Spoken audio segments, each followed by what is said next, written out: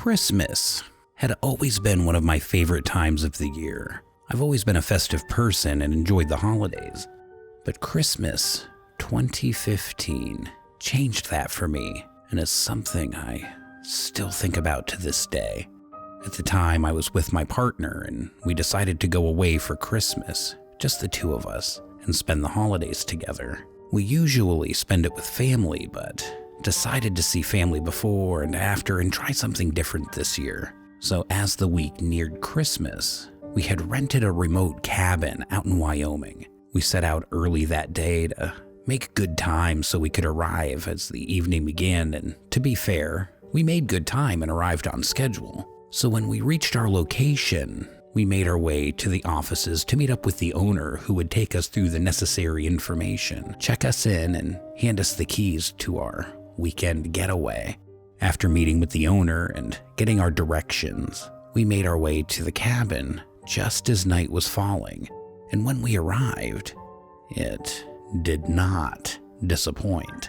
It was what we had hoped, and what you could picture seeing on a Christmas card, the beautiful lights glimmering in a snow-covered winter wonderland. We wasted no time settling in, unpacking, and having a few drinks. As the night went on, we were pretty beat from all the traveling and had settled in for an early night, as again, we were planning on an early start to go and venture into the town. My girlfriend headed to bed before I did, and I stayed up having one more drink and taking in that amazing scenery. After that, though, I called it a night. The next day, we woke up and began to get ready. As I was finished up and headed downstairs, I saw my girlfriend staring out the window. She turned, looking at me and smiling as she called me cute, looking at her confused as to why I was cute. I asked what she meant. She said, "Well, that snowman you build outside, it's cute." I smiled back at her, unsure of what she meant, as I told her I never built a snowman. But as I joined her looking out the window, there was, indeed, a snowman built right out in front of our cabin. Surprised to see it, she asked me if I didn't build it, then who did? We stepped outside to inspect the snowman. As we did, I told her that it must have been somebody else staying in a nearby cabin or something like that. Looking at the snowman, it was strange. It had a sad face carved into it and some stick-like horns in its head, but a strange surprise to wake up to. But I thought nothing else of it. After inspecting our new guest, we made our way into town and enjoyed our day full of festive activities. After enjoying the day and with the sun setting, we arrived back at our cabin with a fresh supply of food and drinks. As we climbed the steps, we looked over. Our mysterious snowman was still standing tall. Settling in, we put on a film and opened a bottle of wine as we relaxed and watched a few movies back to back. Now nearing midnight and still halfway through our second movie, my girlfriend headed to the kitchen to top off our drinks as I was engrossed in the movie. It was then she grabbed my attention. She called me with a panicked tone in her voice. I asked what was wrong. As I turned to see a surprised look on her face, she told me that there were now 2 snowmen built outside of our cabin. Surprised at what she was telling me, I made my way over to the window to have a look for myself, and just like she said, there were now 2 snowmen built outside. Someone had built another snowman in front of our cabin whilst we were inside. I put on my coat, telling her I was going to check it out. She really didn't want me to, as she found it strange this was happening late at night, and the fact we didn't know who was doing it. I got what she was saying, but I thought it must have been someone else staying local, maybe a prank or something. I stepped out into the bitter cold night as the warmth of the cabin deserted me. It was silent out there, and when I stepped down from the stairs and observed the new snowman to get a better look, it was then I got an uncomfortable feeling.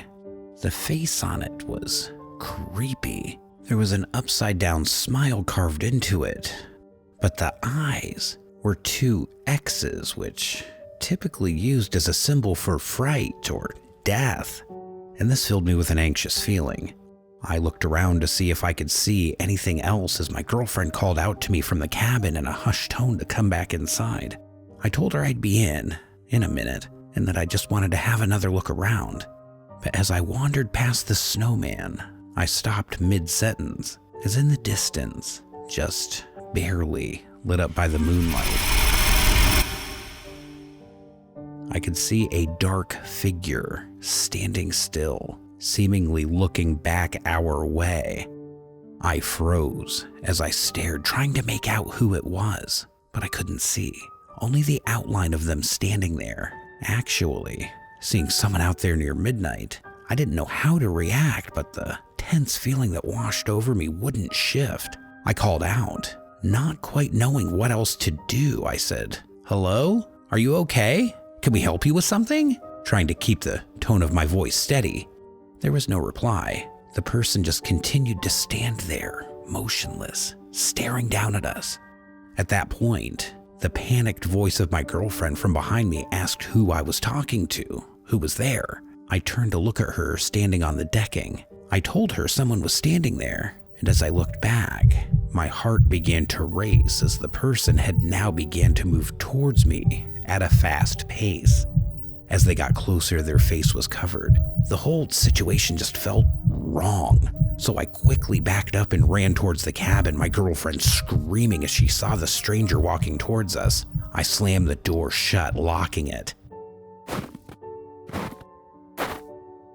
We slowly heard the footsteps ascending the staircase out front when they stopped right outside the door, followed by a slow set of knocks.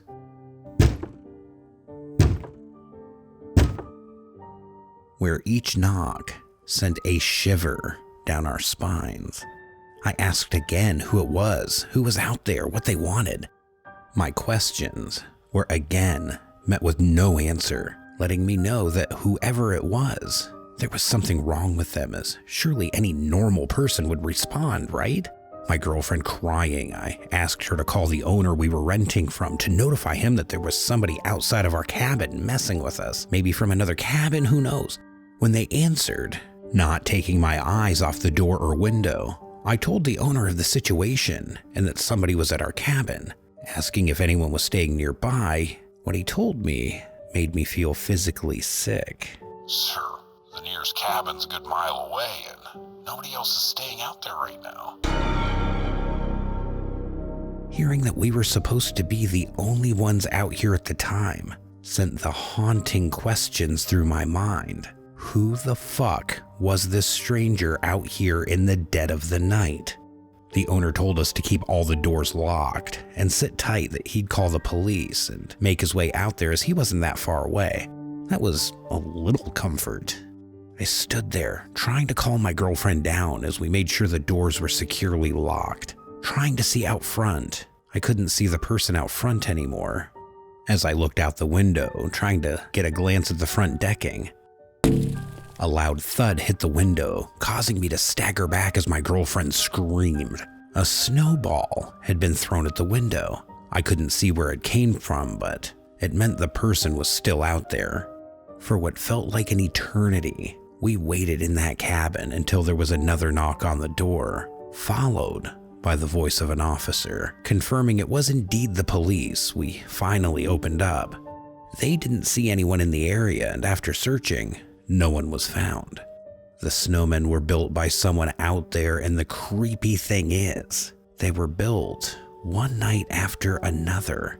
So whoever did it knew we were out there, and the scary thought is, they were either watching us or came back to play their sick prank on us. Either way, that is one Christmas that I will never forget. After that, we didn't stay in the cabin any longer, and the owner was kind enough to give us a partial refund. Now we just spend the holidays as it should be, local and with family. I don't know who that was out there in the middle of nowhere that night and what their real intentions were, and that is the scary thing.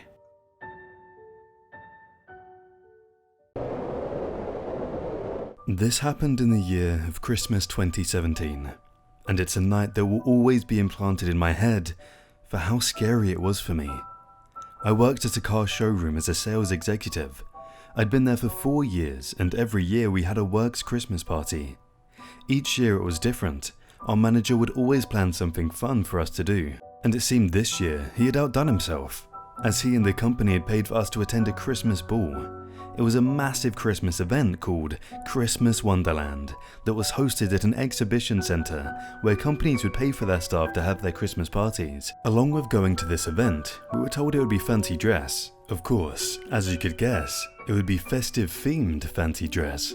The party was on Saturday the 16th, so a week or so before Christmas.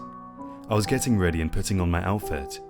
Being a female, I chose probably the most common outfit you would expect and decided to go as a Mrs. Claus in a cute outfit with candy cane style stockings. Simple, but the easiest option that I could think of. A few of us met at my colleague Mark's house as we had decided to have a few drinks beforehand and get a taxi to the party together, whilst the rest of our colleagues would meet us there. It was around 7 PM when we arrived, already in good spirits and excited for the night ahead, as just seeing the sheer scope of the event, it looked fantastic. The exhibition centre was all decorated out, fake snow all over, Christmas-themed displays everywhere, turning the main rooms into what you'd expect a real Christmas grotto to look like. It was great.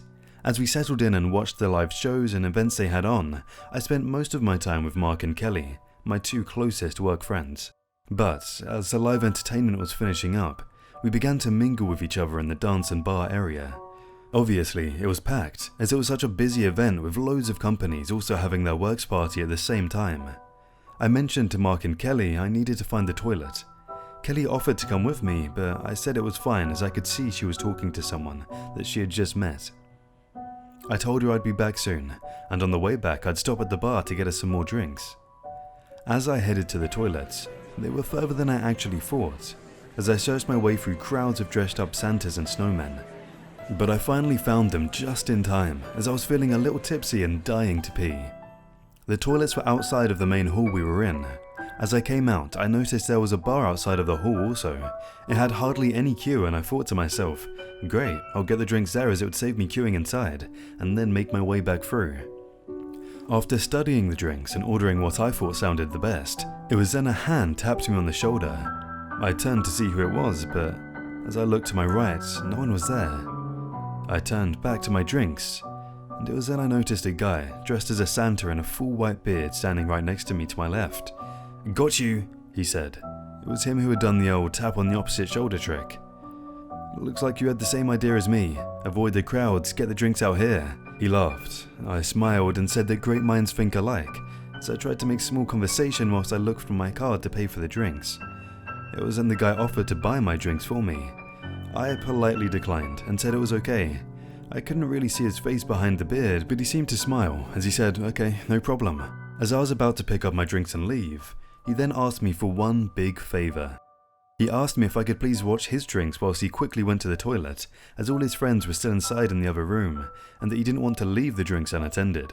I'm a friendly enough person, so I didn't have an issue with that and said it was okay. He then walked off towards the toilet whilst I waited for the drinks. As I waited, I began to feel all hot and drowsy, pretty out of it all of a sudden. Like, I felt a lot drunker than I thought I was. I don't know how long I was standing there, but it felt like I went from tipsy to so drunk in mere minutes. My vision began to glaze, my eyes feeling heavy. It was then the guy dressed in a Santa outfit came back over to me. He asked if I was okay, stating I didn't look so good.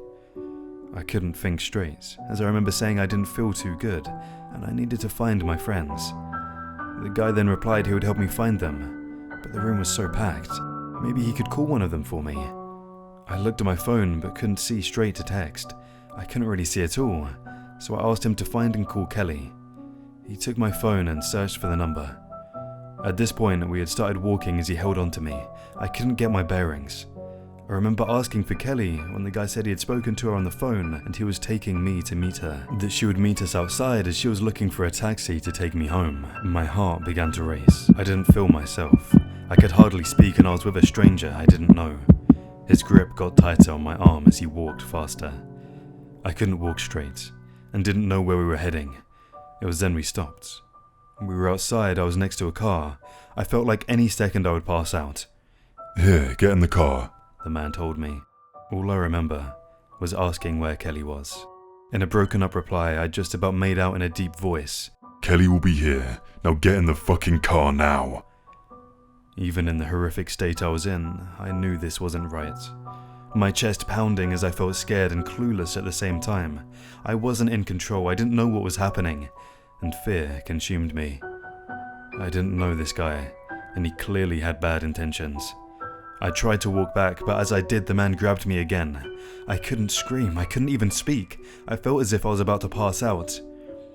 It was then I heard a deep yell of someone running towards us. The grip of the man let go of me as I fell to the floor into complete darkness. The next thing I remember was waking up in the back of an ambulance with my stomach being pumped. Tears rolling down my eyes, I was scared and confused. I felt awful and panicked. I didn't know what was going on. It was then I looked to my side and saw Mark. His face said it all, as he looked scared and concerned. What I found out next made my skin crawl. Later that night, after I had regained some sense of bearing, Mark and Kelly by my side, I was told that I was spiked. The guy dressed as Santa had snuck something into my drink whilst at the bar. I was completely out of it. It was only by pure luck Mark had left the hall and seen the man walking me outside. And with Mark seeing this, he quickly intervened. He saw the man trying to drag me into the car. As he ran over shouting at the man, he quickly jumped in the car and got out of there, as I collapsed onto the sidewalk. I don't remember that part, and that scares the hell out of me. The man was never caught. No one could even say what he looked like apart from he was dressed as Santa, like hundreds of others that night. And sadly, Mark couldn't see the car's plate. I dread to think what that disgusting animal would have done to me, or if I would have even survived that night. I'm so thankful, and owe my life to my friend. He really did save me that night. It's the worst I've ever felt, not in control of myself. It's sad that at Christmas time, I will always remember that night. If you take anything from this, just remember that's how quick you can be spiked. It can happen to anyone. So please, be careful around the holidays, and always be aware of your surroundings. Merry Christmas. Welcome back to Horror Motives, everyone. Thanks for listening to these terrifying Christmas horror stories. If you enjoyed this festive video, like, comment, and share. It really helps us out, and we really appreciate it. And don't forget to subscribe and become a part of the Horror Motives community. We hope you've enjoyed all of the terrifying stories along the way this year, and we can't wait to bring you more horrifying content and show you what we have in store for the future. Happy holidays, and have a chilling Christmas, everyone. And above all, remember, fear lies within. Merry Christmas.